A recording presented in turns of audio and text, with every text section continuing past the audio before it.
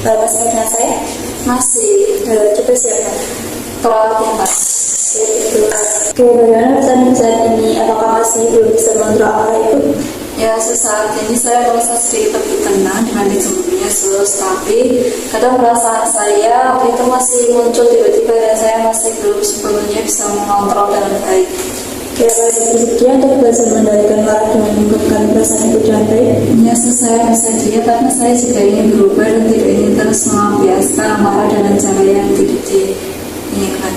Oke, baik, sudah tahu bagaimana cara mengungkapkan perasaan Anda ketika Ibu marah? Belum tahu, Sus. Oke, bagaimana Ibu bisa menjelaskan perasaan Ibu saat marah?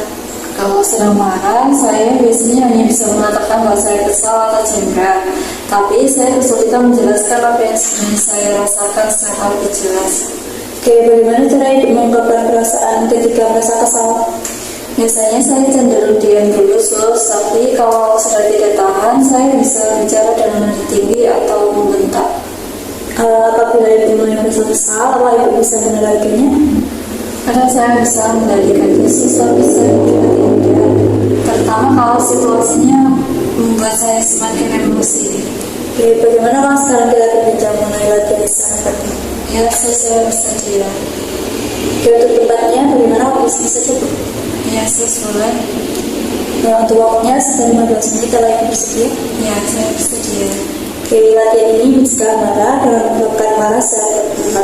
Itu artinya menyampaikan perasaan marah dalam kata-kata pada tindakan yang bisa menyakiti diri sendiri ataupun orang lain, Ibu. Iya, Sus, saya mengerti. Jadi maksudnya saya harus belajar menyampaikan perasaan marah saya dengan kata-kata yang baik, ya. Iya, betul, Ibu.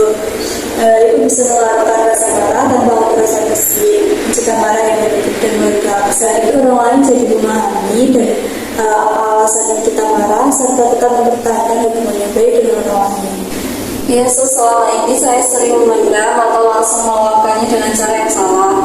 Jadi mungkin dengan cara ini orang lain juga bisa mengerti perasaan saya tanpa harus menjadi tegang. Oke, Ibu bisa berusaha ini dengan sikap tenang, ya. Ya, Sus, saya akan coba menenangkan diri. Ya, sekarang kita lakukan cara bicara yang baik untuk mencegah marah. Setelah marah, diwarnai dengan nafas dalam dan sudah merasa lega, kita berbicara dengan orang yang membuat marah. Jadi ada 3 cara, Ibu. Pertama, itu meminta dengan sopan, bicara suara rendah dan tanpa kata kasar. Contohnya, Bu, saya memerlukan uang untuk membeli baju, apakah boleh? Untuk yang kedua itu menolak dengan sopan, saya tidak bisa melakukan sesuatu. Contohnya, maaf saya tidak bisa karena ada kegiatan lain. Untuk cara yang terakhir itu mengungkapkan perasaan kesal. Contohnya, saya kesal karena perbuatan itu.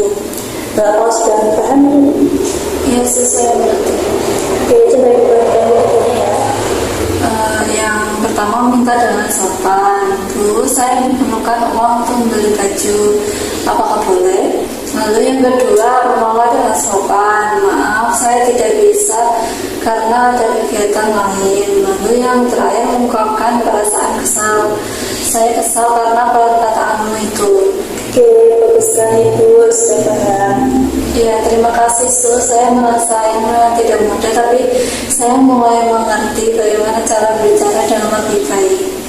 Oke, bagaimana pertanyaan setelah kita latihan secara verbal? Saya merasa sedikit lebih lega dan lebih tenang, Sus, karena sekarang saya mulai memahami bagaimana cara menyampaikan perasaan saya tanpa harus marah.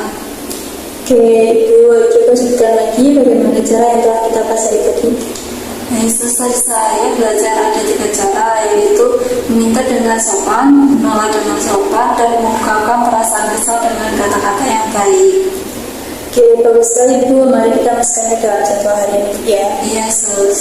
Oke, latihan bicara dengan baik ini mau dilakukan berapa kali dalam 1 minggu, Ibu?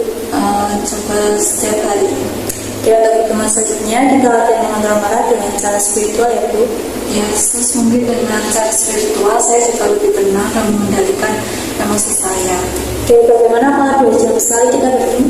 Ya, Sus. Oke, nanti kita akan membicarakan cara lain untuk mengatasi rasa marah Ibu, yaitu dengan cara ibadah. Baik, Ibu, setuju? Ya, saya setuju. Oke, untuk tempatnya bagaimana kalau disenat Ibu? Ya, boleh, Sus. Oke, kalau begitu saya izin pamit terlebih dahulu ya Bu. Terima kasih atas kerjasamanya. Selamat pagi. Oke, Sus.